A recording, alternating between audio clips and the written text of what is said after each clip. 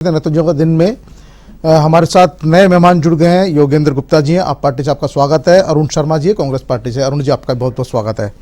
पांचों राज्यों में चुनाव नतीजे आ रहे हैं और तस्वीर साफ हो चुकी है।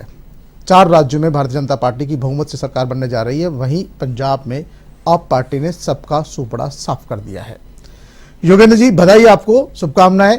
दिल्ली के बाद अब पंजाब आपका हो गया है और जिस तरह से बातें आ रही है कि अब जल्दी ही पूरे देश में आप पार्टी अपना जो है काम शुरू करेगी। हालांकि कई प्रदेशों में शुरुआत हो चुकी है, लेकिन अब पंजाब में आप पार्टी की सरकार बनने के बाद ही आप पार्टी ज़्यादा मजबूत होगी, पहले से बेहतरीन तरीके से पूरे देश में वो अपना जनाधार बढ़ाने का काम करेगी, प्रयास करेगी। और इसी कड़ी में अरविंद केजरीवाल का अगला टारगेट हिंदी भाषी प्रदेश होंगे, ऐसा अभी उन्होंने ट्वीट करके बताया है। राजस्थान भी उसमें है, मध्य प्रदेश भी है और तमाम जो जिनमें चुनाव होने जाने हैं, गुजरात और हिमाचल, तमाम जगह आप पार्टी अब अगला कदम उठाएगी। कांग्रेस पार्टी के लिए ये चिंता का विषय है कि आखिरकार एक के बाद एक लगातार स्टेट कांग्रेस से छिनते जा रहे हैं। पंजाब कांग्रेस के पास था, आज पंजाब भी कांग्रेस के हाथ से चला गया है। कहीं न कहीं कांग्रेस को उम्मीद थी कि उत्तराखंड और गोवा में वो जोड़ तोड़ करके सरकार बना लेंगे। पंजाब में उन्हें सरकार बनने की उम्मीद थी। हालांकि पहले दिन से ही जो रुझान आ रहे थे, एग्जिट पोल के अलावा भी जो बात आ रही थी, हमेशा आप पार्टी के पक्ष में वहाँ माहौल दिखाया जा रहा था, लेकिन कांग्रेस पार्टी इसको मानने को तैयार नहीं थी। हुआ भी ये कि नतीजे जो आए हैं उसमें खुद मुख्यमंत्री सीएम चन्नी दोनों सीटों चुनाव हार गए। प्रकाश सिंह बादल चुनाव हार गए, सुखबीर सिंह बादल चुनाव हार गए, नवजोत सिंह सिद्धू भी चुनाव हार गए और सिद्धू ने प्रदेश अध्यक्ष पद से इस्तीफा भी दे दिया। तमाम बातें हैं। एक तरह से जिस तरह से पंजाब में आम आदमी पार्टी का जो जादू चला, जनता के सर छुटकर बोला, उसने तमाम राजनीतिक पार्टियों को सोचने पर मजबूर कर दिया और एक तरफा जीत दर्ज की है। योगेंद्र जी क्या कहना चाहेंगे आप? बहुत बहुत धन्यवाद नीरज जी। सबसे पहले तो बधाई और साधुवाद पंजाब की जनता को, जिन्होंने पूरी समझदारी दिखाई और उस रास्ते को चुना जिस रास्ते पर सबका भला है, सबका विकास है और सिर्फ विकास है। देखिए, जहां तक पंजाब में जीत का सवाल है तो एक चीज़ आप पहले नोट कीजिए, आज परिणाम के पहले भी एग्जिट पोल आए, उसके पहले सर्वे आए और उसके पहले बहुत सारे डिस्कशंस हुए, लेकिन सर्वे से लेकर एग्जिट पोल तक अलग अलग राज्यों के परिणामों को लेकर संशय हो सकता था, लेकिन मीडिया से लेकर नेताओं के मुंह तक पंजाब के परिणामों को लेकर कोई संशय नहीं था और एक मत से सभी ये कह रहे थे कि आम आदमी की पार्टी वहां विजय होगी। प्रश्न सिर्फ इतना सा था कि पंजाब में आम आदमी पूर्ण बहुमत से बनेगी सरकार या फिर प्रचंड बहुमत से बनेगी। और मैंने कई चैनल्स पे शुरू से कहा है कि आम आदमी पार्टी प्रचंड बहुमत से पंजाब में विजय होगी। अब सवाल उठता है कि पंजाब में इतना प्रचंड बहुमत, लोगों का इतना प्यार, इतना विश्वास आम आदमी पार्टी को क्यों मिला? देखिए, पंजाब के इतिहास आप देखिए कि पंजाब में 50 वर्षों का शासन रहा है और 50 वर्षों के शासन में 26 वर्ष शिरोमणि अकाली दल के रहे हैं, जिसमें भारतीय जनता पार्टी ने भी शिरकत की है। उसके बाद 24 वर्ष रहा है कांग्रेस का शासन और इन 50 वर्षों के शासन का परिणाम क्या है? वो परिणाम है आर्थिक बदहाली, अशिक्षा, इंफ्रास्ट्रक्चर का अभाव, नशा, डर और चिकित्सा का अभाव। तो 50 वर्षों में 26 साल शिरोमणि अकाली दल ने यह किया और 24 साल कांग्रेस ने यह किया। तो वहां जो आम जनता थी उसे समझ में आ गया कि अगर इनको किसी को भी इनमें से एक टर्म और दिया जाएगा, 5 वर्ष और दिए जाएंगे, तो पंजाब की हालत पर, पंजाब की दशा और दिशा पर कोई फर्क पड़ने वाला नहीं है। तो पंजाब की जनता ने आम आदमी पार्टी को चुना। दूसरा, आम आदमी पार्टी ने दिल्ली में जो नजीर पेश की है, आम आदमी पार्टी ने दिल्ली में जो उदाहरण दिया है, तो हमारे यहाँ कहावत है कि जब हांडी के चावल पकते हैं तो एक चावल को मसल कर देखा जाता है कि उसके अंदर कितना चावल पका कि नहीं पका। हम जब वहां पर आए थे तो हमने शुरू में भी यही कहा था दिल्ली में कि हम राजनीति को बदलने आए हैं, हम राजनीति करने नहीं आए, हम जनता की राजनीति करने, काम की राजनीति करने आए हैं। 5 वर्षों तक हमने दिल्ली में ये किया। उसका परिणाम है कि दिल्ली ने प्रचंड बहुमत से हमें दोबारा चुना। चूंकि पंजाब दिल्ली से लगता हुआ स्टेट है, पंजाब और सभी लोग वहां से दिल्ली आते जाते रहते हैं। उन्होंने दिल्ली को देखा तो उन्हें विश्वास हो गया कि एकमात्र दिल्ली सरकार, एकमात्र केजरीवाल जी की जो नीतियां हैं, जो आम आदमी पार्टी की नीतियां हैं, वही पार्टी है जो पंजाब के 50 वर्षों के कुशासन से मुक्ति दिलाते हुए पंजाब को सुनहरे भविष्य को ले जा सकती है। और यही कारण है कि आज अप्रतिम जीत हमें वहां पर मिली है। दूसरा, नीरज जी, मैं एक बात और आपसे कहना चाहूंगा देखिए, पंजाब में हुआ क्या, 5 वर्ष कांग्रेस का शासन था और वो बड़ी बड़ी बातें करके शासन में आए थे, लेकिन 4.5 साल के बाद में आप वहां के चीफ मिनिस्टर को बदल देते हैं। और राहुल गांधी जी कहते हैं कि हमने इसलिए बदला क्योंकि कैप्टन अमरिंदर सिंह मेरी अच्छी बातों को नहीं मान रहे थे। वो ना तो दलितों का भला कर रहे थे, ना गरीबों का भला कर रहे थे, और ना ही आमजन के हित के काम कर रहे थे। तो मैंने 4.5 साल में उनको बदल दिया और मैं चन्नी जी को लेकर आया। लेकिन नीरज जी, जनता समझती है, जानती है। सवाल यह कि 4.5 साल तक जिस व्यक्ति ने काम नहीं किया उस व्यक्ति का बर्दाश्त करते रहे, और आप जनता को इतना भोला समझते हैं कि 4.5 साल के बाद आप कहते हैं कि मैंने बदल दिया, अब नया अच्छा काम करेगा, 4.5 साल भूल जाओ। जनता ही नहीं चाहती। दूसरा, मैं आखिर में एक बात और कहना चाहूंगा कि वही कैप्टन अमरिंदर सिंह जिनको इस वजह से हटाया गया कि वो काम नहीं कर रहे थे, उनको भारतीय जनता पार्टी लाई, उसके कंधे पे सवार हुई और उसने जनता के सामने ये कहा कि देखो, ये जो कैप्टन अमरिंदर सिंह है जिन्होंने कांग्रेस में कुछ नहीं किया, अब भारतीय जनता पार्टी उसके घोड़े पर सवार है और हम विकास करेंगे, अच्छा काम करेंगे। भाई, जनता सब समझती है, जनता बिल्कुल समझती है और जनता ने सही न्याय। और ये मैं साधुवाद देता हूं। देखिए, हमें खुशी होगी निस्संदेह, हम पंजाब में जीत रहे हैं, लेकिन हम जनता, जो पंजाब की जनता है, हम उनका नतमस्तक है, हम उन्हें सलाम करते हैं और हम उन्हें नमस्कार करते हैं कि उन्होंने दिल्ली के बाद इतनी बड़ी समझदारी दिखाई। और मैं आपको विश्वास दिलाता हूं नीरज जी कि जो विश्वास उन्होंने आम आदमी पार्टी पर व्यक्त किया है, जो भरोसा हम पर दिया है, हम पूरी तरह से रात दिन एक करके 24 घंटे की दिल्ली की तरह खड़े उतरेंगे और वही काम करेंगे जिसके लिए उन्होंने हमें चुना है। धन्यवाद योगेंद्र जी। मैं बात करना चाहूंगा, अजय भट्ट जी हैं, सांसद हमारे साथ जुड़ गए हैं। अजय जी, क्या आप मेरे को सुन पा रहे हैं? अजय भट्ट जी, अजय भट्ट जी का से संपर्क नहीं हो पा रहा है। बात करेंगे अरुण जी। योगेंद्र जी ने कहा कि किस तरह से आम आदमी पार्टी ने दिल्ली में काम करके दिखाया और दिल्ली के काम के आधार पर ही पंजाब की जनता ने एक बार जो है आप पार्टी को बम्पर बहुमत दिया है। जिस तरह से उन्होंने कांग्रेस पार्टी के शासन को देखा, अकाली दल पार्टी के सरकारों को देखा और तमाम पार्टी की सरकारों को देखने के बाद जिस तरह से वहाँ पर आम आदमी पार्टी को बहुमत दिया है, तमाम जो मुख्यमंत्री थे, मौजूदा थे, पूर्व मुख्यमंत्री थे, सबको जो है घर भेजने का काम जो किया वहाँ की जनता ने, वाकई में ये जो नतीजे हैं बहुत कुछ कहते हैं। लगता है कांग्रेस पार्टी के लिए आत्ममंथन का समय है, चिंतन का समय है, जरूरी है, बदलाव की आवश्यकता है। जो रणनीति थी, जो सोच थी, जो जिस तरह की आप लोगों की नीतियाँ चल रही है, कहीं न कहीं उनमें अब वाकई में नए सिरे से विचार करने का समय आ गया है।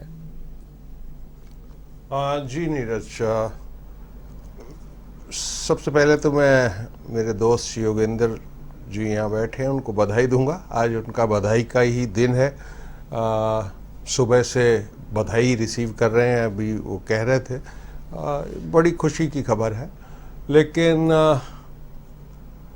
इसलिए आज का जो दिन है वो कांग्रेस के लिए पंजाब में, आप बिल्कुल सही कह रहे हैं, मंथन, अन्य प्रदेशों में भी हाँ, सही नहीं है। मंथन का दिन है। हम जरूर सोचेंगे कहाँ चूक हुई है हमसे और उस पर किया जाएगा। लेकिन अन्य प्रदेशों की भी नीरज आप बात कर रहे हैं, जैसे उत्तर प्रदेश की भी बात कर रहे हैं। जी बिल्कुल। उत्तर प्रदेश में जैसी कि उम्मीद थी, सपा और बीजेपी में काफ़ी रोचक टक्कर होगी, ऐसा पिछले 1-2 महीने से चल रहा था। और एग्जिट पोल आए, उसके नतीजों पे भी लगभग थोड़ा सा विश्वास लोगों में था कि इस तरीके के रिजल्ट आने की कोई वजह नहीं है। लेकिन फिर एक बार ऐसा लगता है कि जो प्रचार है और एक मीडिया का जो मतलब मार्केटिंग है भारतीय जनता पार्टी की, वो बहुत सुदृढ़ है। एक बार उन्होंने फिर साबित कर दिया।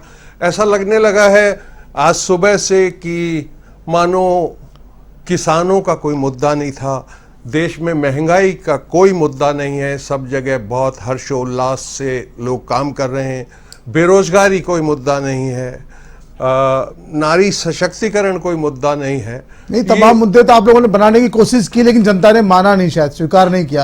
हाँ, और जनता ने इन सब तमाम बातों को दरकिनार करते हुए भारतीय जनता पार्टी को एक बार फिर मौका दे दिया। बस वही खतरा है नीरज जी। मैं आपके माध्यम से कहना चाहता हूं कि इसका इंटरप्रिटेशन अगर ये लिया जाएगा, जो कि लिया जा सकता है, कि ये मुद्दे ही नहीं थे, नहीं, मुद्दे थे लेकिन जनता ने स्वीकार नहीं किया, शायद आपकी बात समझने में गलती कर दी। इसका मतलब क्योंकि देखिए जो चुनाव लोकतंत्र में जो जीता वही राजा, वही सिकंदर। इसमें I am not conflicting that, उससे कोई विवाद नहीं है। जी जी, जो प्रजातंत्र तो संख्या बल से ही चलता है, निर्धारित होती है, उसमें कोई लड़ाई नहीं है। योगेंद्र जी आपको मैं योगेंद्र जी और अरुण जी आपको रोकना चाहूंगा। हम चलते हैं बीजेपी कार्यालय में किस तरह जश्न मनाया जा रहा है, जश्न का माहौल है। एक बार दिखाते हैं सीधी तस्वीरें आपको भारतीय जनता पार्टी मुख्यालय से।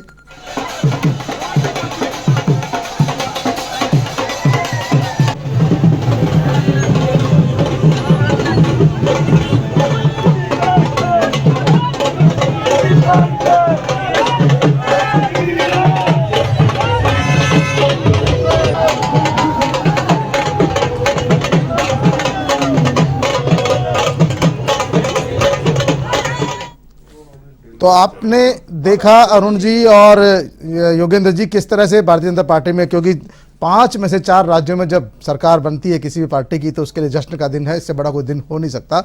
और आप देख सकते हैं किस तरह कार्यकर्ताओं में जोश और उत्साह वहाँ पर नजर आ रहा है। अरुण जी, लगता है वाकई में, देखिए पंजाब में आपकी पार्टी की सरकार थी, मुख्यमंत्री भी बदला गया, दलित चेहरा भी आप लोगों ने दिया और कहीं न कहीं अमरिंदर को हटाया गया, तो आपको लगता है कहीं ये अमरिंदर को बदलने, सिद्धू और जो चन्नी की जो लड़ाई चली, फिर बीच बीच में मनीष तिवारी भी कूदते रहे, कहीं न कहीं सुनील जाखड़ की बयानबाजी होती रही, तमाम बातों के कारण वहाँ पार्टी को भारी नुकसान का सामना करना पड़ा?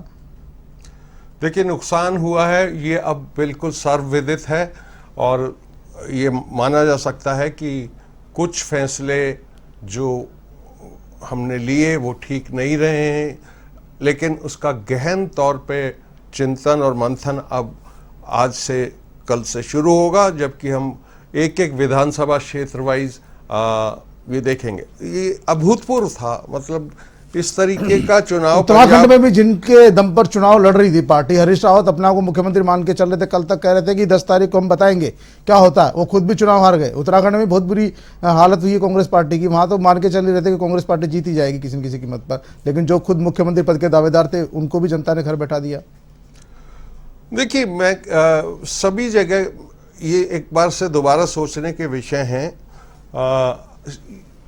उत्तराखंड फॉर एग्जाम्पल, हम अकेले ही नहीं मान रहे थे कि हम वहाँ टफ फाइट में हैं और ऐसी संभावना है कि कांग्रेस वहाँ सरकार बनाएगी, रिवाज भी है वहाँ हर 5 साल बाद। परफॉर्मेंस भी बीजेपी की ऐसी थी, 4 महीने में 3 चीफ मिनिस्टर जो पार्टी बदल ले, उससे अंदाजा हो रहा था कि सब कुछ ठीक नहीं है बीजेपी में। भले ही सब कुछ ठीक नहीं था, उसके बावजूद जीत उन्हीं की हुई है। योगेंद्र जी, आपकी पार्टी ने बोले हाथ पैर मारे लगातार, केजरीवाल जी और तमाम जो नेता संजय सिंह जी और मनीष सिसोदिया जी लगातार उत्तराखंड में बने रहे, बहुत सारे वादे किए, लेकिन वहाँ ज़्यादा स्थिति अच्छी नहीं रही। क्या कारण है कि उत्तराखंड की जनता ने आपको सिरे से खारिज कर दिया, वहाँ पे ज़्यादा एक्सेप्टेबल नहीं हुई? पंजाब की तरह वहाँ बिल्कुल कोई चमत्कार नहीं हुआ नीतियाँ, जबकि क्योंकि आप लोगों ने तो उत्तराखंड से जो है कई योजनाएं शुरू करने की बात कही थी, तमाम बातें कही थी, लेकिन शायद वहाँ लगता है लोगों को भरोसा नहीं हुआ आपकी पार्टी पे। क्या रहा? नहीं नीरज जी, आपको एक बेसिक चीज समझनी चाहिए, और बेसिक चीज है कि हमारी पार्टी 9 वर्ष पुरानी है, बड़ा शेषावस्था है जी जी, और उस शेषावस्था के अंदर दिल्ली में हम लगातार सरकार में हैं और पंजाब जैसा एक बड़ा और एक जिम्मेदार सूबा हमारे पास आया है, तो आप समझ सकते हैं कि पार्टी इस वक्त अगर आप सर्वे करेंगे और देखेंगे तो मेरे ख्याल में विश्व की सबसे फास्टेस्ट ग्रोइंग राजनीतिक पार्टी है हमारी। बिल्कुल सही कह रहे हैं। अगर आप भारतीय जनता पार्टी को देखेंगे, अन्य को देखेंगे, तो उनको पता लगेगा कि 9 साल के अंदर वो किस लेवल तक पहुंचे थे, आपको मालूम चल जाएगा। पहला। दूसरा, देखिए पार्टी चूंकि अभी शेषावस्था में है, उत्तर प्रदेश जैसे चुनाव की अगर आप बात करेंगे तो इतना बड़ा उत्तर प्रदेश है, वहां पर जितने संसाधन आपको चाहिए, और आपको देखना चाहिए कि उन संसाधनों के साथ आप जिससे लड़ रहे हैं उसके पास कितने संसाधन है। भारतीय जनता पार्टी जिस बम्बारमेंट को लेकर आती है किसी स्टेट के अंदर, उसके आगे देखा जाए तो हम कुछ नहीं है। मैं योगेंद्र जी आपको रोकना चाहूंगा, पहले चलते हैं सीधे वाराणसी, जहां पर हमारे संवाददाता दिखाएंगे किस तरह से क्या माहौल चल रहा है और वहां के कार्यकर्ताओं में कितना जोश और उत्साह है। 2022 के चुनाव का रुझान आने लगा है। बीजेपी की सरकार पूर्ण बहुमत से बनने जा रही है। और बात की जाए वाराणसी की, तो वाराणसी 8 विधानसभाओं में 2017 का रिकॉर्ड इस बार फिर बनाएगी। आइए, मैं इस वक्त मौजूद हूँ गुरु बाग पे, जो बीजेपी कार्यालय है। यहाँ पे कुछ लोगों से मैं बात करना चाहूँगा कि बीजेपी की सरकार बनने जा रही है, क्या कहेंगे भैया? बीजेपी की सरकार बनने जा रही है और रुझान भी आ रहा है, क्या कहेंगे? ये जनता की जीत है, उत्तर प्रदेश के करोड़ों महिलाओं बेटियों की जीत है और ये सारा श्रेय उत्तर प्रदेश की जनता को, ये लायन ऑर्डर को जाता है, विकास को जाता है, बाबा विश्वनाथ को जाता है। अगर बात की जाए तो पहला रुझान तो जो जिसे पहला चल रहा था, दूसरा चल रहा था, सपा की सीटें चल रही थी, लेकिन फिर बाद में बीजेपी के चलने लगे, इस पे क्या कहेंगे? कहीं किसी तरह की सपा की सीटें नहीं चल रही थी। एग्जिट पोल तो जिस दिन यशस्वी प्रधानमंत्री काशी में आए थे उसी दिन एग्जिट पोल जनता ने बता दिया था। लाखों की संख्या में जो हुजूम उमड़ा था, बाबा विश्वनाथ का समर्थन मिला था, उनका आशीर्वाद मिला था, यशस्वी प्रधानमंत्री को एक तरफा बम बम हो गया था। और भी मैं कुछ लोगों से, आज जो महिलाएं हैं इनके अंदर किस तरह से खुशी है, मैं उनसे भी बात करना चाहूँगा। आप पहले तो जीत की ढेर सारी शुभकामनाएं। जी, आप लोगों को भी बहुत बहुत धन्यवाद कि पहले मैं पूरी यूपी की जनता को बहुत बहुत धन्यवाद देना चाहती हूँ, सारी महिलाओं को बहुत बहुत धन्यवाद देना चाहती हूँ कि उन्हें पूर्ण बहुमत के साथ हमारे मोदी जी को जिताया है, हमारे योगी जी को, बुलडोजर बाबा को दोबारा लाया है। अगर बात की जाए तो सपा करे थे हम पूर्ण बहुमत से आएंगे, लेकिन रुझान के बाद बीजेपी आ रही है, क्या कहेंगे? सीधी सी बात है, जो करता है वही पाता है और हमारे योगी जी ने दिन रात मेहनत की है, हमारे मोदी जी ने। सबसे बड़ी बात है, हमारा जो मान सम्मान बीजेपी में है वो कोई भी सरकार में नहीं रह सकता। महिलाओं को जितना मान मिला है, जितना ऊंचाई पे स्थान मिला है, उतना कोई भी सरकार में नहीं मिला है। इसलिए महिलाओं ने सबसे ज्यादा वोट डाला है और पूर्ण बहुमत से अपने बीजेपी को लाया है। और भी मैं कुछ दिखाना चाहूंगा कि काशी में किस तरह से लोग जश्न मना रहे हैं बीजेपी के प्रचंड बहुमत से। मैं आपको तस्वीरों में साफ तौर से दिखा रहा हूं कि यहाँ पे काशी पूरी भगवामय हो गई है। 2017 का फिर इतिहास दोहराने जा रही है 2022 में। मैं आपको साफ तौर से जो यहाँ के कार्यकर्ता हैं उनके अंदर किस तरह से यहाँ पे उत्साह है, मैं आपको साफ तौर से यहाँ पे पटाखे छोड़े, ढोल मजारे बजा रहे हैं और मैं आपको तस्वीरों में साफ तौर से भगवा रंग जो तिरंगा जो कमल का झंडा है उसको लेकर हाथों में लहरा रहे हैं। और भी मैं आप तस्वीरों में साफ तौर से दिखा रहा हूँ। और जिस तरह से यहाँ पे बीजेपी सरकार की प्रचंड बहुमत से सरकार बनने जाई है, ऐसे में काशी में बहुत ही खुशी का माहौल है। वाराणसी के लिए एवन टीवी दुर्गेश यादव। तो देखा आपने किस तरह से वाराणसी में जश्न का माहौल है। जब उत्तर प्रदेश में सरकार बन रही हो और वाराणसी में जश्न का माहौल नहीं हो, ऐसा हो नहीं सकता था। ये सीधी तस्वीरें थी वाराणसी से, जहां हमारे संवाददाता ने बताया कि किस तरह वहां से लोग जश्न मना रहे हैं। अब हम योगेंद्र जी बात करेंगे। पहले सुमेधानंद जी सरस्वती जी हमारे जुड़ गए हैं, उनसे बात करते हैं कि आखिरकार वो भारतीय जनता पार्टी की जीत को किस तरह से देखते हैं। सुमेधानंद जी से बात नहीं हो पा रही है हमारी, उनसे शायद संपर्क होने में कोई दिक्कत आ रही है। योगेंद्र जी, आप कह रहे थे कि जिस तरह से उत्तराखंड में आपकी पार्टी ने कोशिश की, लेकिन आपकी पार्टी अभी जो है अभी शुरुआती दौर में है और पंजाब पर फोकस ज़्यादा था। हालांकि उत्तराखंड में भी लगातार मुख्यमंत्री जी जो केजरीवाल जी है लगातार वहाँ रैलियाँ कर रहे थे, लेकिन चलो कम से कम आपने पंजाब में जीत दर्ज करके एक अपना खाता खोला, एक और आपका राज्य आपका हुआ। तो आपको लगता है कहीं ना कहीं कमी रह गई है उत्तराखंड में? जो ताकत आपको झोंकनी चाहिए थी, जो प्रयास आपको करने चाहिए थे, वो नहीं कर पाए और वो प्रयास अब अगले बार आप लोग करने जा रहे हैं? नहीं, कमी नहीं थी नीरज जी। देखिए, हम सबसे पहले गए थे पिछले चुनाव के अंदर गोवा के अंदर, तो गोवा में हमें समर्थन मिला, वोट परसेंटेज मिला, 6% से ऊपर हमें वोट मिला था गोवा में पिछली दफा, लेकिन हमें सीट नहीं मिली थी। पर अभी क्या परिणामों को देखेंगे तो हमें 2 सीटें वहां पे आ रही है। इसका मतलब है कि गोवा की जनता ने हमें एक्सेप्ट किया है सेकंड टाइम में। यही दृश्य यूपी के अंदर है कि यूपी में हम गए क्योंकि बड़ा स्टेट था, वहां पर हमें सबसे पहले संगठन खड़ा करना था, लोगों को जोड़ना था, अपनी विचारधारा हमें उन्हें समझानी थी और वो हमने करने का प्रयास किया। वोट परसेंटेज जो आएगा उससे सिद्ध होगा कि हम अक्सर से सफल रहे हैं। अब रहा सवाल आता उत्तराखंड के अंदर।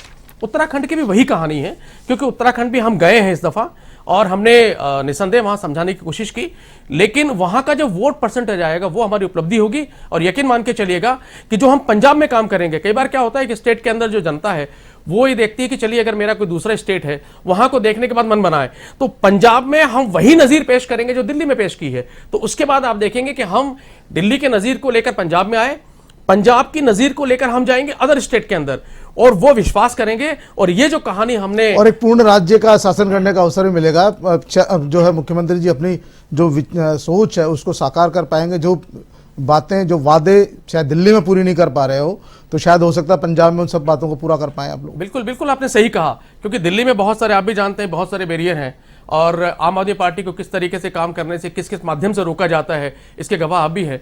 तो पंजाब में चूंकि ये सारे बैरियर्स नहीं होंगे हमारे पास में, तो निस्संदेह पूरी ताकत के साथ, पूरी फोर्स के साथ वो सारे वादे पूरे करने के लिए हम काम करेंगे जो हमने वादे किए हैं। और ये देखिए इसलिए भी होगा क्योंकि अगली बार जब हम आपके चैनल पर आएंगे या हम अगली बार किसी इलेक्शन में जाएंगे तो निस्संदेह हमसे सवाल आप पूछेंगे कि आपने पंजाब में क्या किया। तो हमें मालूम है कि अगर हमें इस पूरे जो भारत देश में अगर हमें जनता की सेवा करनी है तो हर स्टेट को हम उसी लेवल बिल्कुल पे सही लेके जाना कहा होगा। योगेंद्र जी, आपने कहीं सेवा करनी है तो कुछ करके दिखाना होगा। अरुण जी देखिए, पंजाब जीतने के साथ ही रणनीति शुरू हो गई है कि पंजाब में कुछ करके दिखाएंगे, उसकी तस्वीर अब दूसरे राज्य में लेकर जाएंगे। और उत्तराखंड और तमाम जो हिंदी भाषी प्रदेश है, कम से कम वहां तो आम आदमी पार्टी ने तय कर लिया है कि अब उनका विस्तार करना है। आपको क्या लग रहा है, आप कांग्रेस पार्टी को तो वापस मंथन करने की जरूरत है, क्योंकि कांग्रेस पार्टी तो सिमटती जा रही है और योगी जी का जो देखिए, मैं इससे भली बात मैं अरुण जी आपको रोकना चाहूंगा, सीधे चलते हैं हम सुमेधानंद सरस्वती जी के पास। हमारे से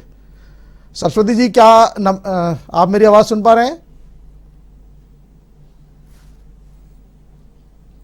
सुमेधानंद जी, सरस्वती साहब, आप मेरी आवाज सुन पा रहे हैं?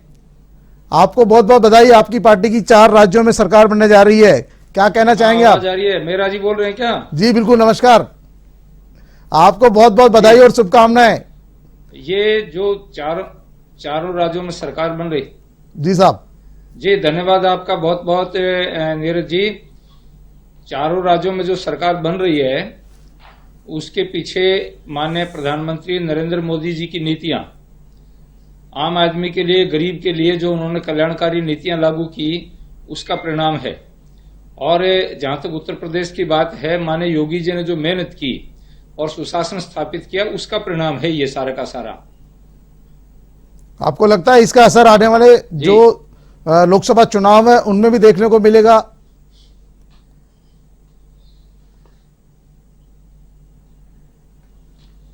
ये स्वाभाविक बात है कि स्टेट में जब हमारी सरकारें होती हैं तो कार्यकर्ताओं में उत्साह होता है और सरकार अपनी नीतियों को लागू करती है, तो स्टेट का और सेंटर का दोनों का मिल करके डबल इंजन की सरकार जब काम करती है तो उसके परिणाम सकारात्मक आते हैं। और उसका अभी इन चुनाव में भी आपने देखा है, ये एक स्वाभाविक बात है कि उसका लाभ हमें मिलेगा। आप योगी आदित्यनाथ जी के सहयोगी रहे हैं, साथी रहे हैं, आपके साथी दूसरी बार यूपी के मुख्यमंत्री बनने जा रहे हैं। लगता है 5 साल में जो उन्होंने मेहनत की, वहां पर एक जो अलग से पहचान बनाई, तो उसी का नतीजा है कि एक बार फिर वहां पर जो बम्पर बहुमत से भारतीय जनता पार्टी की सरकार बनने जा रही है।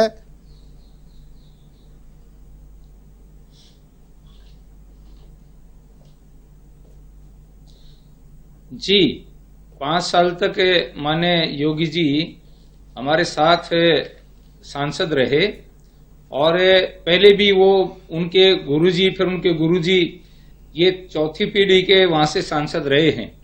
गोरखपुर में उनकी अपनी एक पहचान थी और जिस मेहनत और लगन के साथ में वो काम करते हैं, जो जागरूकपने के साथ में काम करते हैं, उन्होंने सबसे महत्वपूर्ण काम ये किया कि यूपी में जो अराजकता थी, गुंडाराज था, उसको उखाड़ फेंका और सुशासन स्थापित किया। मैं उत्तर प्रदेश के चुनाव में रहा, मैंने खासतौर से महिलाओं से जब बात की तो महिलाओं ने स्पष्ट कहा कि योगी जी के राज में हम अच्छी तरह से सुरक्षित हैं।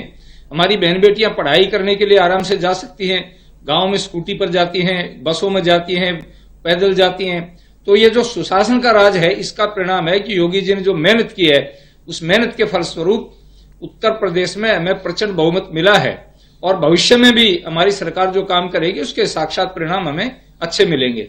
आपको लगता है जिस तरह के नतीजे आए हैं, जनता ने जाति, धर्म और जो तमाम मुद्दे उठ रहे थे, लगातार आरोप लग रहे थे कि जाति और धर्म के नाम पर यहाँ ध्रुवीकरण किया जा रहा है, तमाम बातों को नकार दिया और सिर्फ वहां पर जो गुंडाराज और तमाम बातें थी उनके खिलाफ वहां जाकर वोट हुआ यूपी में?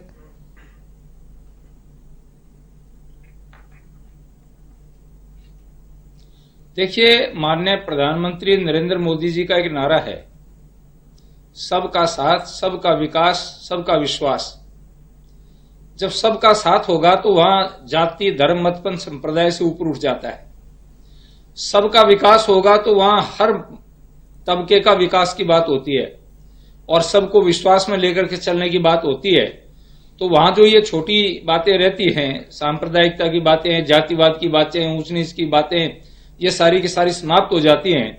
और माननीय प्रधानमंत्री जी हमेशा इस बात को लेकर के चलते हैं कि हमें देश का विकास करना है तो 36 कौम को साथ लेकर के चलना है, सभी संप्रदायों को साथ में लेकर के चलना है। सब हमारे देश के नागरिक हैं, हमारे भाई हैं, उनके हित में, उनके विकास में।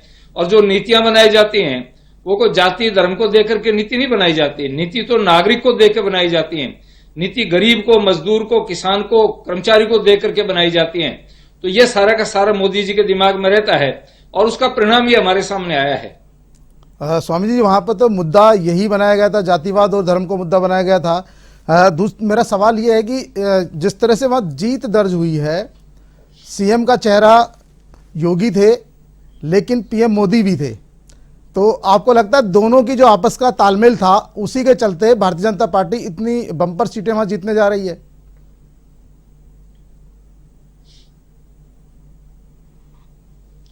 देखिए, हमारा जो तालमेल था वो त्रिस्तरीय था जी।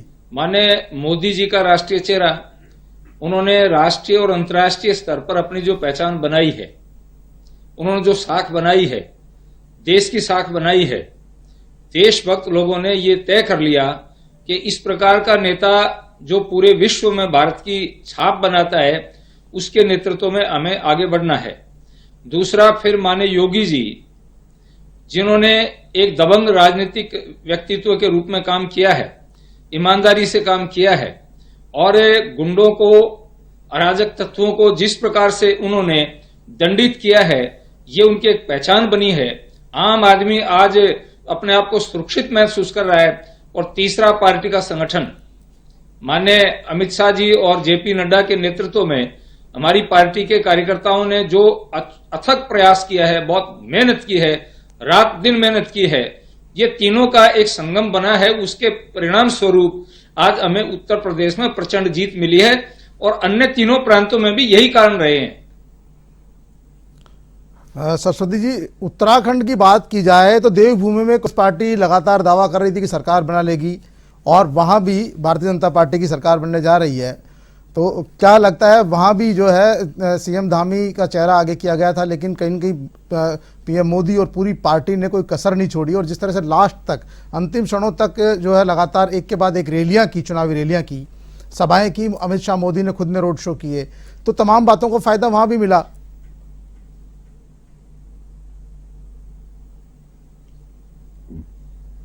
हाँ, देखिए मेरा जी, कारण क्या है कि माननीय प्रधानमंत्री जी का पुरुषार्थ तो था ही जी, लेकिन वहां के तीनों मुख्यमंत्रियों की बात मैं करूंगा।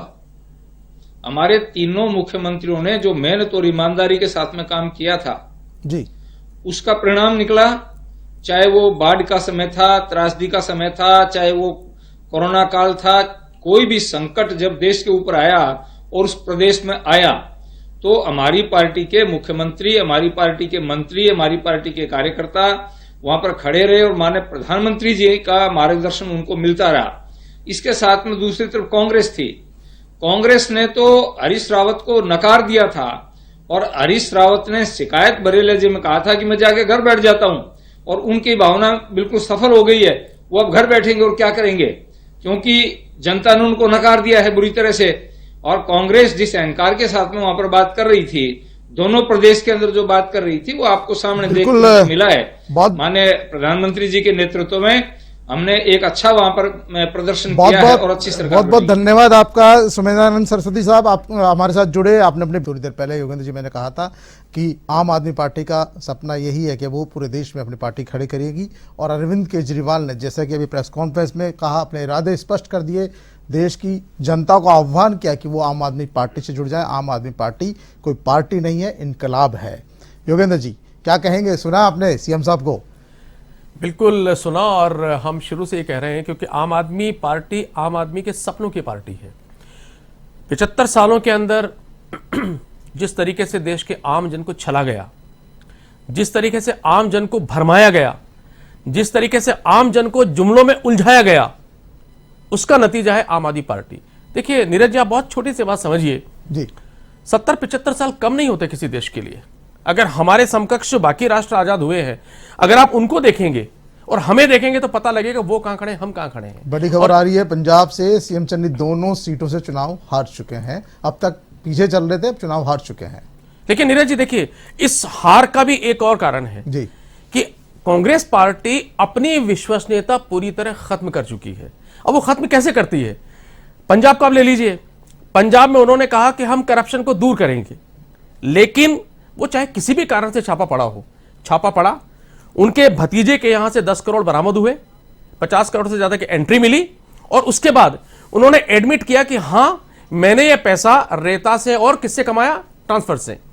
प्रश्न उठता है कि जब आपके ही घर का एक सदस्य अगर इस तरीके से पकड़ा जाएगा, आप उसका जवाब नहीं देते हैं, ये आया कहां से पैसा, तो फिर आपको करप्शन की बात करने का अधिकार खत्म हो जाता है कि आप करप्शन खत्म करेंगे।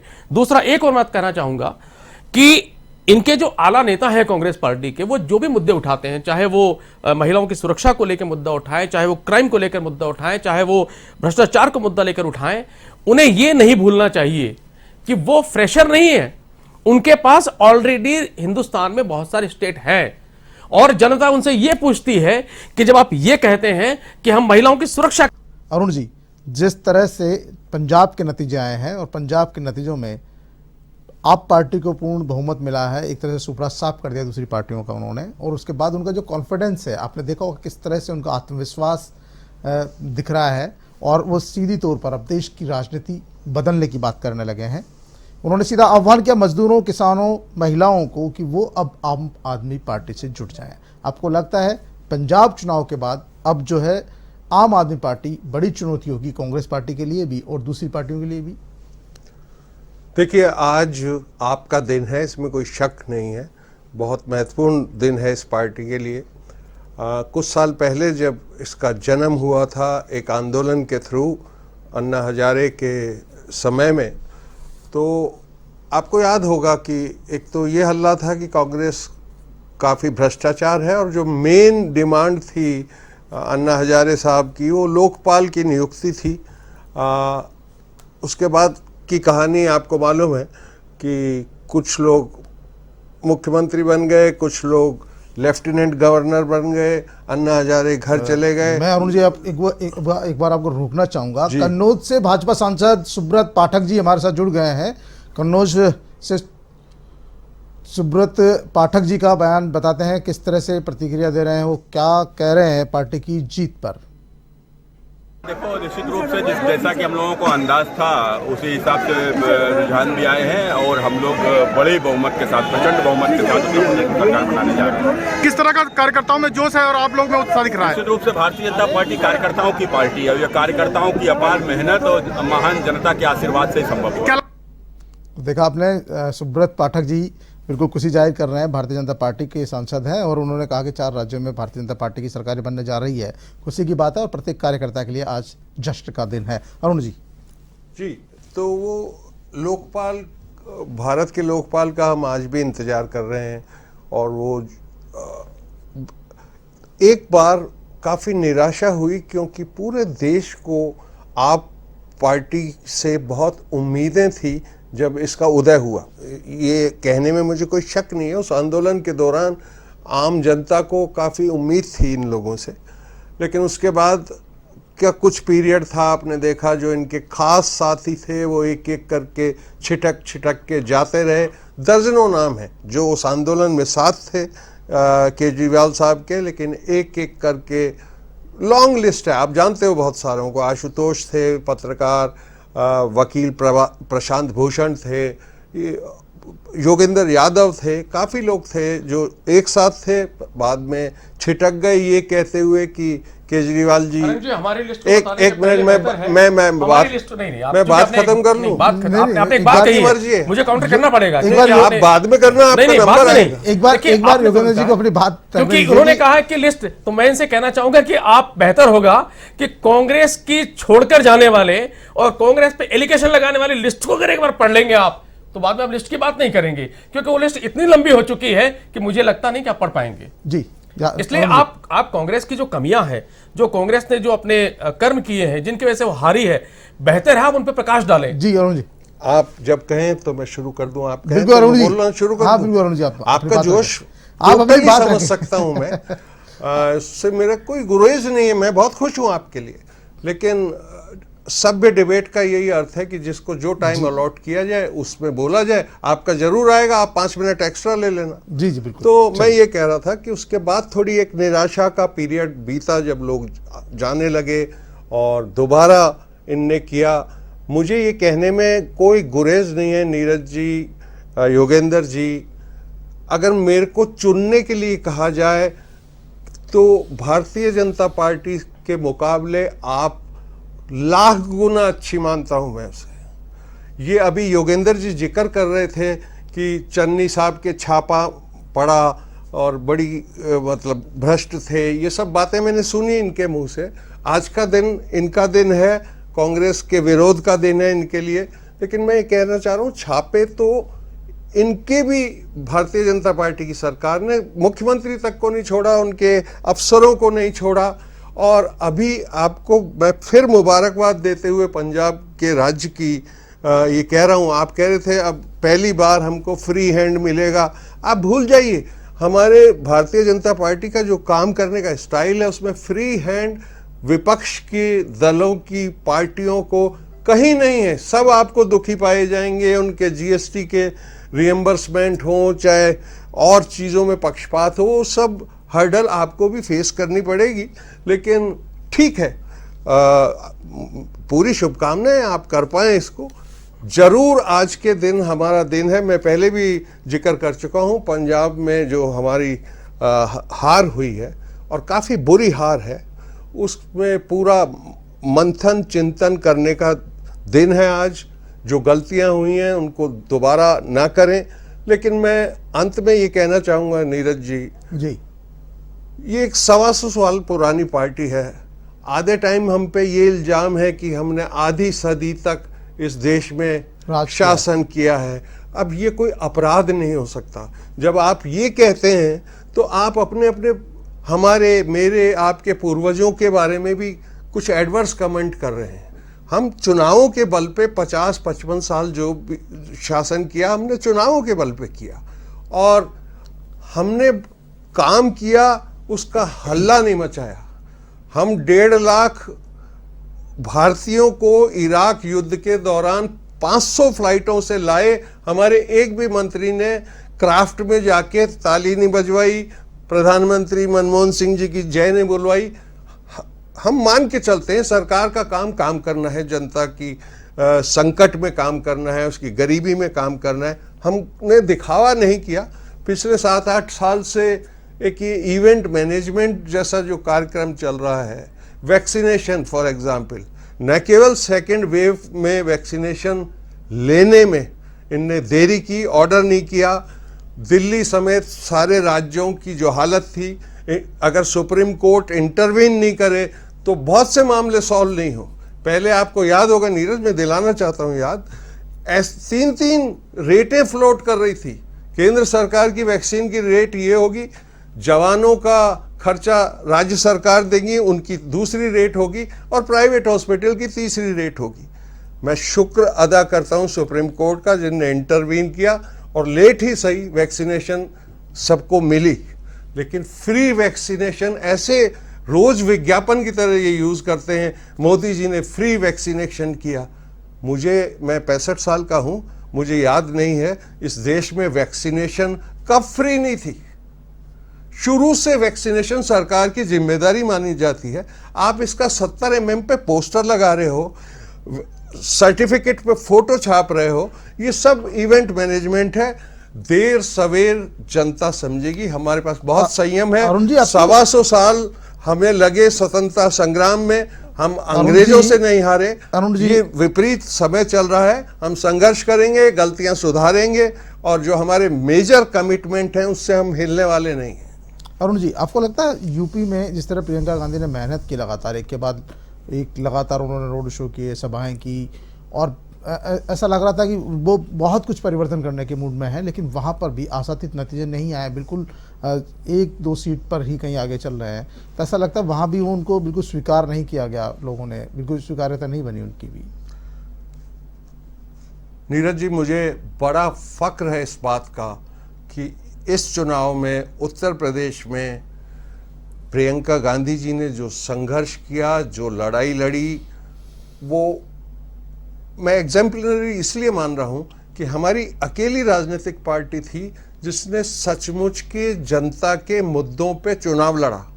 बेरोजगारी की बात हमने उठाई, किसानों के साथ जो दुर्व्यवहार हुआ था उसकी बात उठाई, किसानों की सुविधा की बात उठाई, महंगाई की बात उठाई जिससे कमर लोगों की टूट रही है।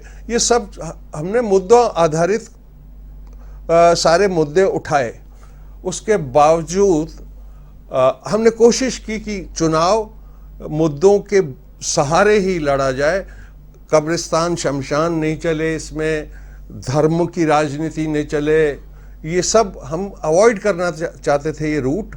लेकिन मुझे नहीं लगता कि ये जो नतीजे हैं, हालांकि आज का दिन है जब सिर्फ नतीजों को सलाम करने का दिन है, पर मुझे नहीं लगता कि आप इस मैंडेट का इंटरप्रिटेशन भारतीय जनता पार्टी ये निकाले कि इसका मतलब किसानों का कोई मुद्दा नहीं है। हमने साबित कर दिया। इसका मतलब बेरोजगारी कोई मुद्दा नहीं है, देखिए हम जीत आए दोबारा। इसका मतलब बेरोजगारी कोई खास मुसीबत नहीं है, हम दोबारा जीत आए हैं, दे तो रहे हैं हम सबको रोजगार। तो मुझे उम्मीद है ऐसा इंटरप्रिटेशन नहीं लेंगे, अभी बहुत काम करना बाकी है। लेकिन जो असर नहीं पड़ा, नीरज आप कह रहे हैं कि इतना मेहनत की फिर भी नहीं पड़ा, उसके दो फैक्ट हैं जी। 3 दशक से कांग्रेस का संगठन वहाँ काफ़ी कमज़ोर है, ये मुझे स्वीकार करने में कोई गुरेज नहीं है। 30 साल हो गए वहाँ ढंग से कांग्रेस का संगठन अब नहीं है, उसको बनाने में थोड़ा टाइम लगता है। अभी मेरे नौजवान दोस्त कह रहे थे 10 साल में तो इतनी ही प्रोग्रेस की जाती, बात सही है। दूसरा, जो आज की तारीख में हमारा विरोधी है उसके संसाधन तो देखिए। ये देश अब इक्वल फुटिंग पे इलेक्शन के लिए तरस रहा है, बराबर का खेल, ये इतिहास की बात हो गई। साम दाम दंड भेद, देखिए अरुण जी, राजनीति में साम दाम दंड भेद की राजनीति चलती है, शुरू से चाणक्य ने कहा है जी। और ये आज की बात नहीं है। देखिए चुनाव जीतने के लिए सभी राजनीतिक पार्टियां तमाम हथकंडे अपनाती रही है और भविष्य में भी अपनाती रहेंगी। देश की और प्रदेश की जनता को तय करना है कि वो किन हथकंडों के साथ चलती है या फिर जो जन मुद्दे हैं उनका साथ देती है। और तमाम प्रदेशों के नतीजे, जिस तरह से मुद्दे आप लोगों की पार्टी ने बनाए, आम आदमी पार्टी ने मुद्दे बनाए, लेकिन देखिए जनता ने शायद उन पर ज़्यादा तवज्जो नहीं दी है। यूपी में जिस तरह की बातें लगातार की जा रही थी और योगी के खिलाफ जिस तरह का माहौल बनाने की कोशिश की गई, योगेंद्र जी आपको लगता है बिल्कुल सिरे से खारिज कर दिया गया वहाँ पर? उत्तर प्रदेश की बात कर रहे हैं? जी बिल्कुल। देखिए उत्तर प्रदेश में आपको 2 चीजें मैं कहना चाहूंगा जी यहाँ पर। बिल्कुल। सबसे पहले भारतीय जनता पार्टी की बात करें, मैं आपकी स्क्रीन पे देख रहा हूं कि करीबन 40 सीटों का गैप, 38-40 सीटों का गैप वहां पर है पिछले जो इलेक्शन थे 2017 के, और अब जो भारतीय जनता पार्टी को मिली है। वो ठीक है कि सरकार बन रही है, आपको जश्न मनाना चाहिए, लेकिन एक सवाल यहां पर उठता है कि 5 वर्षों के शासन के बाद, इतना बम्बारमेंट करने के बाद, डबल इंजन की सरकार कहने के बाद, आपने जब 2017 में चुनाव लड़ाया था तो सिंगल इंजन था। मैं आपको एक बार रोकना चाहूंगा और हम चलते हैं सीधे घड़साना, राजस्थान के श्रीगंगानगर जिले के घड़साना में, जहां भारतीय जनता पार्टी कार्यालय में कार्यकर्ताओं ने जश्न मनाया और विजय जुलूस निकाला। हमारे संवाददाता बात कर रहे हैं वहां के कार्यकर्ताओं से, किस तरह से कार्यकर्ता इस बीजेपी की जीत पर जश्न मना रहे हैं। चुनाव परिणाम के नतीजे आने के बाद सीमावर्ती इलाका नई मंडी गढ़साना क्षेत्र में खुशी का इजहार जो है वो किया जा रहा है। भारतीय जनता पार्टी के पक्ष में रुझान लगातार बढ़ रहे हैं और मेरे पीछे का दृश्य आपको दिखाना चाहूंगा कि रंग गुलाल जो है वो उड़ाए जा रहे हैं। मिठाई बांटकर इस खुशी का इजहार जो है वो किया जा रहा है। भारतीय जनता पार्टी के देहात मंडल अध्यक्ष विनोद जी पारिक हमारे साथ मौजूद हैं। विनोद जी, लगातार रुझान जो है भारतीय जनता पार्टी के पक्ष में आ रहे हैं और रंग गुलाल भी उड़ाए जा रहे हैं, क्या कहेंगे इसको लेकर? धन्यवाद विकास जी। उत्तर प्रदेश की जनता ने योगी सरकार को पुनः बनाकर जो राष्ट्रवाद को एक नया इतिहास बनाया है, जातिवाद के नाम पर जो लोग वोट मांगते थे उनको नकारा है। मैं यूपी की जनता को, मणिपुर की जनता को, गोवा की जनता को, उत्तराखंड की जनता को दिल की गहराइयों से बधाई देना चाहता हूं कि आपने भारतीय जनता पार्टी के पक्ष में मतदान करके उनके विश्वास पैदा करके और महेंद्र भाई मोदी को जो मजबूत किया है, इसके लिए मैं आप सबको पूरे चारों राज्यों के जनता को बधाई दूंगा। और गढ़साना की जनता जो इस खुशी में शामिल है, क्योंकि 2023 में राजस्थान में भी चुनाव होने वाले हैं, राजस्थान में भी ये तय है भारतीय जनता पार्टी की सरकार बनेगी। भारतीय जनता पार्टी होली से पहले ही रंग गुलाल उड़ाए जा रहे हैं। केशव जी, क्या कहना चाहेंगे? आज एक बड़ा बहुमत कहीं ना कहीं भारतीय जनता पार्टी के पक्ष में देखने को मिल रहा है, तो क्या कहेंगे इसको लेकर? मैं चारों राज्यों के मतदाताओं को दिल की गहराइयों से धन्यवाद देना चाहूंगा कि उन्होंने एक नारा दिया था, जो राम को लाए हैं हम उनको लाएंगे। तो मैं जो राम को लाए हैं उनको लाएंगे। तो राम में जो आस्था रखते हैं, आगे भी 2024 में एक बार फिर मोदी सरकार आएगी और 2023 में राजस्थान के जो चुनाव होंगे इसमें भारतीय जनता पार्टी राजस्थान में सत्ता में आएगी। बिल्कुल, जो राम को लाए हैं हम उनको लेकर आएंगे। देव जी, आप बजरंग दल के वर्तमान अध्यक्ष हो, तो क्या कहना चाहेंगे इसको लेकर? आज ये बहुत ही ज़्यादा खुशी का दिन है हमारे लिए कि आज पूरे 4 राज्य के अंदर बीजेपी अब बहुमत से आ रही है और अपनी सरकार बना रही है। खुशी जो इजहार है वो किया जा रहा है और जा रहे हैं, और सीमावर्ती इलाके में आज खुशी इजहार जो है वो की जा रही है। राकेश के साथ विकास पारिक, A1 टीवी, गढ़साना। तो ये थे गढ़साना से विकास पारिक, जिन्होंने बात की वहाँ के लोगों से, किस तरह से बीजेपी कार्यकर्ताओं में 4 राज्यों में भारतीय जनता पार्टी की सरकार बनने पर खुशी का माहौल। अब चलते सीधे दिल्ली ज्योति सिंह ने बात की है। ज्योति सिंह को कई कांग्रेसी कार्यकर्ताओं ने धरना प्रदर्शन किया है और बताया जा रहा है कि ईवीएम को लेकर भी उन्होंने कोई सवाल या निशान उठाए हैं, लोगों ने प्रदर्शन किया है। कांग्रेस कार्यकर्ताओं का आरोप है कि कहीं कहीं ईवीएम में गड़बड़ी हुई है। ज्योति सिंह बताएगी हाल। विधानसभा राज्य जहां पर चुनाव हुए उनके लिए मतगणना जो है वो अभी भी जारी है। एक तरफ अगर हम बात करें तो बीजेपी कई स्टेट में आगे बढ़ती हुई दिखाई दे रही है, और वहीं अगर हम कांग्रेस की बात करें तो कांग्रेस अभी पीछे जाती हुई दिखाई दे रही है। और इस वक्त हम कांग्रेस हेडक्वार्टर पर मौजूद हैं, जहां पर आप देख सकते हैं कि युवा बेरोजगारी से लाचार है और ईवीएम का विरोध करते हुए यहाँ पर कांग्रेस के कार्यकर्ता और नेता यहाँ पर दिखाई दे रहे हैं। हमारे साथ जगदीश शर्मा यहाँ पर मौजूद है। सर, ईवीएम का विरोध आप कर रहे हैं, आखिर क्यों? देखिए, ईवीएम का विरोध मैं इसलिए कर रहा हूँ, अब की बार 300 पार वही बता सकता है जिसको रिजल्ट का पता हो। और ईवीएम, आज देश के हालात खराब है, लोग मर रहे हैं, किसान परेशान है, मजदूर पैदल चलकर मर गया, महंगाई आसमान पर है, पेट्रोल डीजल के भाव कंट्रोल से बाहर है। इनको वोट दे कौन रहा है? आपको याद होगा कांग्रेस पार्टी 60 रुपए लीटर में लोगों ने चलता कर दी थी, और अब 100 पार भी क्या लोग लेंगे? लोग मूर्ख है क्या? पढ़े लिखे नहीं, उनको पता नहीं है कि मैं अच्छे दिन कौन ला सकता है। उसके बाद भी ये जीत रहे हैं। मैं तो यही कहूंगा कि जब तक ये ईवीएम मशीन है, मोदी जी को विष्णु भगवान भी हरा नहीं सकते। मैं कहता था, कहता हूं और कहता रहूंगा। आज आप बैलेट पेपर से चुनाव करा लो, सुपड़ा साफ हो जाएगा। आप ये बताइए, सुप्रीम कोर्ट ने कहा है, चलो मैं ये कहता हूँ जीते, सुप्रीम कोर्ट ने कहा है कि 5% वोटों का मिलान कर लो। ये लोग नहीं कराएंगे, अगर कराएंगे तो उनकी पोल खुल जाएगी, इनका सुपड़ा साफ हो जाएगा। ये लोकतंत्र और संविधान का मजाक उड़ा रहे हैं, इसको कोई तो रोकेगा। मैं तो सभी दलों से अपील करता हूं, बाबा को जब तक जिंदा प्रधानमंत्री रहने दो। क्यों देश का पैसा बर्बाद कर रहे हो? क्यों लोकतंत्र और संविधान का मजाक उड़ा रहे हो? क्योंकि जनता ने इनको वोट नहीं दिया है, परिणाम इनके हाथ में होता है। किसको जिताना, किसको हराना है, इसको रोकना बहुत जरूरी है। लेकिन बीजेपी का तो ये कहना है कि जब खुद जीतते हैं तो ईवीएम में घोटाला नहीं होता है, हम जीतते हैं तो ईवीएम की बात कह रहा हूँ ना। पंजाब जीते थे तो भी इन्होंने जिताए थे ईवीएम से। मैं कहता रहूंगा, क्योंकि 4 स्टेट को लूट रहा था। पिछली बार उत्तर प्रदेश में 50 सीट थी इनकी मुश्किल से, और 300 पार आ गए। तो अब कांग्रेस को हराकर अब आप वाले को जिता दिया। उनको तो कांग्रेस मुक्त भारत चाहिए ना, देश को बनाने की बात नहीं करेंगे। आप बताइए, इनको वोट कौन देगा? क्या कोई गरीब आदमी वोट देगा जो महंगाई से पिस रहा है? मजदूर वोट देगा जो भूखा मर रहा है? व्यापारी जो व्यापार खत्म वोट देगा?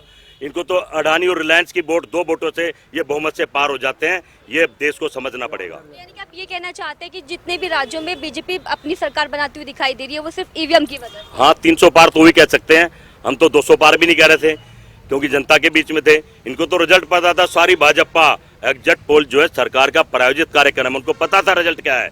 सबसे 300 पार गवा दिया और लास्ट में ठप्पा मार दिया 300 बार अब की बार। तो कहने का मतलब है, लोकतंत्र और संविधान का मजाक उड़ा रहे हैं, देश बर्बाद हो रहा है। कौन इनको वोट देगा? सवाल ये है। हर आदमी इनसे दुखी है। अडानी और रिलायंस 2 वोटों से जीतने वाले नहीं है। ये ईवीएम की सरकार है और रहेगी। नहीं तो बेल्ट पेपर आना पड़ेगा, नहीं तो बाबा को सरकार बनाने दो, 20 साल और जी लेगा, 20 साल दे दो भारत इस याद में। धन्यवाद हमसे बातचीत करने के लिए। तो यहाँ पर जगदीश शर्मा हमारे साथ बात करने के लिए जुड़े हुए थे और यहाँ पर जिस तरीके से आप देख रहे हैं कि 5 विधानसभा चुनाव में जिस तरीके से बीजेपी आगे बढ़ती हुई दिखाई दे रही है और कांग्रेस का जिस तरीके से रिजल्ट सामने आ रहा है, उसे देखते हुए ईवीएम का विरोध करते हुए यहाँ पर कांग्रेस के जो कार्यकर्ता हैं, जो नेता हैं, वो यहाँ पर करते हुए दिखाई दे रहे हैं। कैमरा पर्सन विकास के साथ ज्योति सिंह, A1 TV, दिल्ली। तो देखा आपने ज्योति सिंह से किस तरह कांग्रेस कार्यकर्ताओं ने नाराजगी जाहिर की। 5 राज्यों के चुनाव नतीजे आने के साथ ही ईवीएम पर सवालिया निशान उठने शुरू हो गए हैं। कांग्रेस कार्यकर्ताओं ने किस तरह से ईवीएम पर ठीकरा फोड़ा है। उनका कहना है कि जब तक ईवीएम रहेगी मोदी जी को कोई भी हराने वाला नहीं है और ये चुनाव नतीजे घोषणा होने के साथ ही ईवीएम पर ठीकरा फूटने लगा है। कांग्रेस पार्टी ने सीधा सीधा आरोप ईवीएम पर लगाया है। उनका कहना है कि जनता भारतीय जनता पार्टी को वोट नहीं देना चाहती, मजदूर वोट नहीं देना चाहते, किसान नहीं देना चाहते और ऐसी स्थिति में ईवीएम जो है इसको बंद होना चाहिए। जब बहुत सारे देशों में ईवीएम से वोटिंग होना बंद हो चुकी है तो बैलेट पेपर का उपयोग होना चाहिए। योगेंद्र जी, आप क्या कहेंगे? कांग्रेस कार्यकर्ताओं ने सीधा सीधा आरोप लगाया, ईवीएम पर आरोप लगाया कि ईवीएम में जो है सब कुछ गड़बड़ झाला है और ईवीएम ही बीजेपी को चुनाव जिता रही है। आपकी पार्टी भी चुनाव जीती है।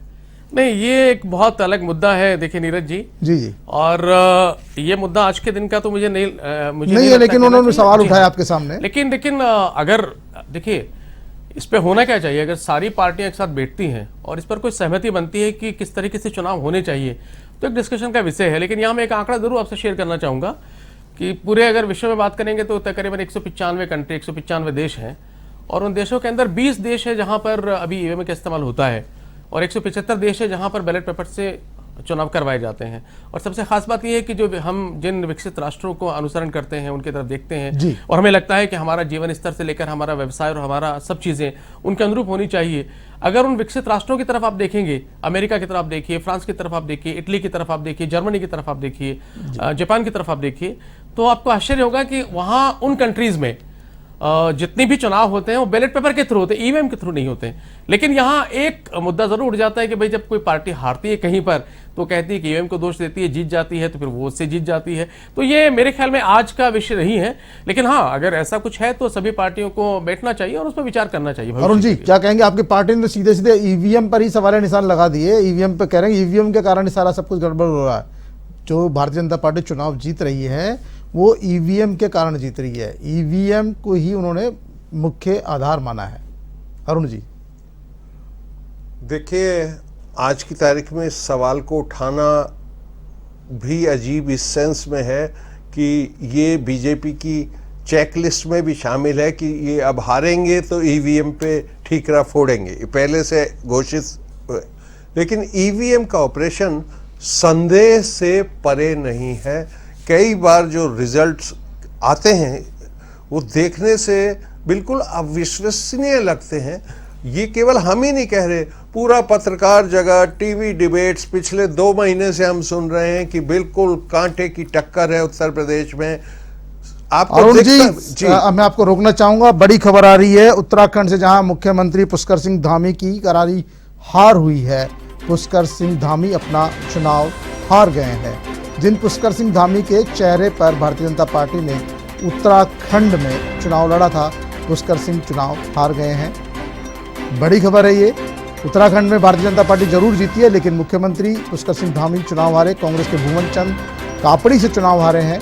ये बड़ी खबर है और भारतीय जनता पार्टी के लिए भी कहीं न कहीं इस विषय पर मंथन करना जरूरी होगा।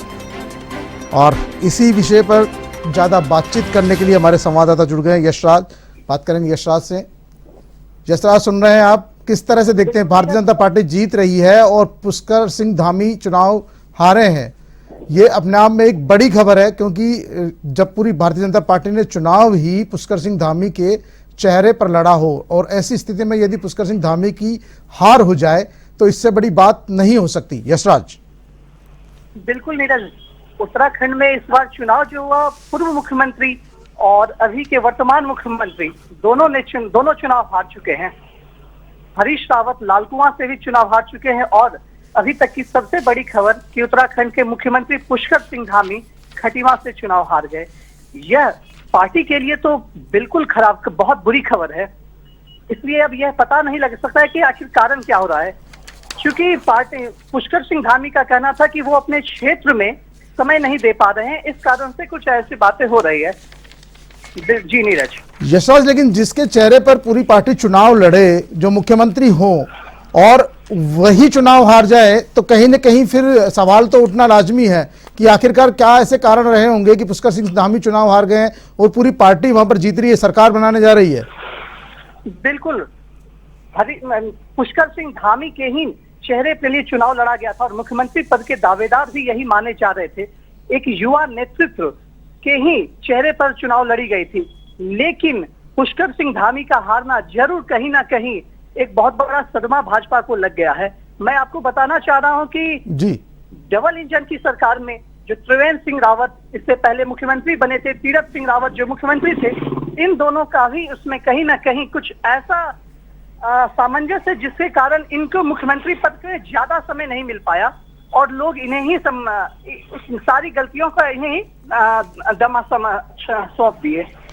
यशराज, ये तो पुष्कर सिंह धामी काफी एक्टिव रहे हैं, जितना समय इनको काम करने का मौका मिला लगातार, ये जिस तरह देखा जा रहा था कि ये खुद एक्टिव रहे, चाहे किसी भी तरह के वहाँ पे हालात रहे हों, तमाम लोगों के साथ खड़े हुए नजर आ रहे थे। तो ऐसी स्थिति नहीं लग रही थी कि पुष्कर सिंह धामी चुनाव हारेंगे, लेकिन ये वाकई में उत्तराखंड के लिए भी और उत्तराखंड की भारतीय जनता पार्टी के लिए भी चिंता का विषय है, मंथन का विषय है कि आखिरकार जिस चेहरे को आधार मानकर उत्तराखंड की पूरी पार्टी ने चुनाव लड़ा, वहीं पर वही चेहरा अगर चुनाव हार जाए तो ये बड़ी जो है चिंता का विषय है और मंथन का भी विषय है। आपको लगता है कहीं न कहीं जो इनके प्रतिद्वंदी थे, जो दूसरे पूर्व मुख्यमंत्री रहे हों, त्रिवेंद्र सिंह रावत, ये तमाम लोग भी इनके विरोधी हो गए थे अंदर खाने, और कहीं न कहीं तमाम जो भारतीय जनता पार्टी के लोगों को लग रहा था कि पुष्कर सिंह धामी एक बार जम गए तो हो सकता है लंबा राज ये करें, तो कहीं ऐसा नहीं लगता भारतीय जनता पार्टी के लोगों ने ही इन्हें चुनाव हरा दिया? नहीं, ऐसी बात तो नहीं है, लेकिन अंदर ही अंदर भीतर घात का आरोप तो लगाया जा रहा था। अभी तक तो पुष्कर सिंह धामी भी कुछ कहने से बच रहे हैं, साथ ही साथ पार्टी के भी शीर्ष नेतृत्व इससे बच रहे हैं, लेकिन हाँ जरूर वे अभी सदमे में हैं और अभी अब फिर से यह नया फैसला होगा कि मुख्यमंत्री पद का दावेदार कौन हो सकता है, क्योंकि मुख्यमंत्री पद के चेहरे तो पुष्कर सिंह धामी ही थे, लेकिन फिर अब देखना है कि मुख्यमंत्री कौन बनेंगे। क्या कोई युवा मुख्यमंत्री बनेंगे या कोई पुराने चेहरे ही फिर से मुख्यमंत्री के रूप में आएंगे। भाजपा के लिए यह काफी सदमा का विषय है। अब देखना यह है कि शीर्ष नेतृत्व क्या फैसला करती है और आगे उन्हीं के फैसले पर जो भी निर्णय है वो लिया जाएगा। फिलहाल भाजपा इस पर कहने से बिल्कुल बच रही है। बिल्कुल, बहुत बहुत धन्यवाद यशराज आपका। तो ये थे यशराज जो बता रहे थे कि पुष्कर सिंह धामी उत्तराखंड से चुनाव हार गए हैं। उत्तराखंड में खटीमा सीट से उन्होंने चुनाव लड़ा था और वो चुनाव हार चुके हैं। आज योगेंद्र जी और अरुण जी, बहुत बड़ी बात है कि पंजाब में सीएम चन्नी चुनाव हारते हैं, पूर्व सीएम वो चुनाव हारते हैं, दो सुखबीर सिंह बादल भी हारते हैं, प्रकाश सिंह बादल भी हारते हैं और कैप्टन अमरिंदर सिंह भी चुनाव हारते हैं और अब पुष्कर सिंह धामी भी चुनाव हार गए हैं। तो ऐसा लग रहा है कि जो है जनता ने बिल्कुल सबक अच्छी तरह सिखाया है। देखिए, एक बहुत बड़ा मैसेज इससे जा रहा है जी, और मैसेज ये जा रहा है कि अगर काम नहीं करेगा रुक नहीं पाएगा। हाँ, ये मैसेज जा रहा है। अब क्या है, काम की राजनीति होगी, अकाउंटेबिलिटी की राजनीति होगी। अगर आपने कुछ कहा है तो 5 वर्ष बाद हमें नहीं भूलना चाहिए कि हमें उसी जनता जनार्दन के पास जाना है जिसको हम भगवान मानते हैं। तो हमें जाकर अपने जो भी 5 साल के कर्म उनके हिसाब देना होगा। सिर्फ नाम की वजह से कि मैं किसी खानदान में पैदा हुआ हूं इसलिए मैं जीतूंगा, सिर्फ इसलिए कि मैं मुख्यमंत्री हूं और मुख्यमंत्री बनूंगा, मुख्यमंत्री इसलिए मैं जीतूंगा, अब वो नहीं हो सकता। अरुण जी, अब तो आपको ये बताना पड़ेगा कि मैंने क्या किया और मुझे क्यों जीतना चाहिए। आखिरी सवाल है आपसे कि जिस तरह देखिए पंजाब में मुख्यमंत्री हारते हैं, पूर्व मुख्यमंत्री हारते हैं, अब पुष्कर सिंह धामी और हरीश रावत दोनों चुनाव हारते हैं। एक मुख्यमंत्री का दावेदार था, एक मौजूदा मुख्यमंत्री था, दोनों चुनाव हार जाते हैं। ऐसा लगता है जनता में भरोसा नहीं रहा है कि भैया चेहरों पे वोट नहीं मिलने वाले, आपके काम को वोट मिलेंगे। जिसने जनता को समय दिया, जनता की समस्याओं का निराकरण किया, जनता उसी को जिताती है। और जिस तरह चन्नी को एक सामान्य एक जो मैकेनिक का काम करना है कि मोबाइल स्टोर पे उन्होंने चुनाव हराया, यहाँ भी पुष्कर सिंह धामी को एक सामान्य नेता ने ही चुनाव हराया है। तो कहीं ना कहीं लगता है कि आम जनता को चेहरों से ज़्यादा मतलब नहीं है, अपने काम से मतलब है, अपने इलाके के विकास से मतलब है। और जिसके पीछे पूरी पार्टी कहीं ना कहीं समर्पित हो, कार्यकर्ता समर्पित हो और वो नेता चुनाव हार जाए तो कहीं पार्टियों को मंथन और चिंतन की जरूरत है। अरुण जी, संक्षिप्त में बात करें। जी हाँ, ये पंजाब में तो खैर मैंने जैसे पहले भी कहा है अभूतपूर्व है, बिल्कुल आंधी कह लीजिए, लैंडस्लाइड कह लीजिए, आपके फेवर में। ऐसा लगता है जनता बिल्कुल उकता ही चुकी थी उपलब्ध विकल्प से। इस टाइप का रिजल्ट है ये। लेकिन जो उत्तराखंड की बात आप कर रहे हैं वो थोड़ा डिफरेंट है in the sense Modi ji हर स्टेट में खुद सबसे बड़ा चेहरा है, ये अब स्थापित हो चुका है। एमपीज के इलेक्शन में भी मैंने यहाँ जयपुर में भी देखा था, इवन अब वो फॉर्मेलिटी भी नहीं होती कि आप सांसद के कैंडिडेट को जनता से इंट्रोड्यूस कराएं, जो कि एक रिवाज होता है। जी जी बिल्कुल। ये तो अब ओपनली कहने लगे हैं, आप मुझे वोट, इनको वोट दीजिए, वो वोट मेरे लिए है। तो इसलिए बेचारे धामी जी तो वैसे भी चौथा प्रयोग थे सीक्वेंस में, और हार गए होंगे इंटरनल पॉलिटिक्स की वजह से। चलिए, उनको अवसर भी छूटा ही अरुण जी, मिला। योगेंद्र जी, आपने समय दिया, अपनी बात रखी। चुनाव के जो नतीजे आ रहे हैं, स्थिति साफ हो चुकी है। 4 राज्यों में भारतीय जनता पार्टी की सरकार बनने जा रही है, पंजाब में आप आदमी पार्टी सरकार बनने जा रही है। और अभी तक जो है जिस तरह के नतीजे आए हैं उनमें चौंकाने वाली बातें हैं कि पुष्कर सिंह धामी मुख्यमंत्री चुनाव हार जाते हैं, चरणजीत सिंह चन्नी पंजाब के मुख्यमंत्री चुनाव हार जाते हैं। तो इन लोगों के लिए भी चिंता, मनन और इस बात का विषय है कि आखिरकार ऐसी क्या कमियां रह गई कि जो पूरी पार्टी को चुनाव जिताने जा रहे थे, जो अपने दम पर सरकार बनाने के दावे ठोक रहे थे, आखिरकार उन्होंने ऐसी कौन सी कमियां छोड़ दी? क्या वो जनता और उनके बीच में दूरियां रही जिनके चलते वो खुद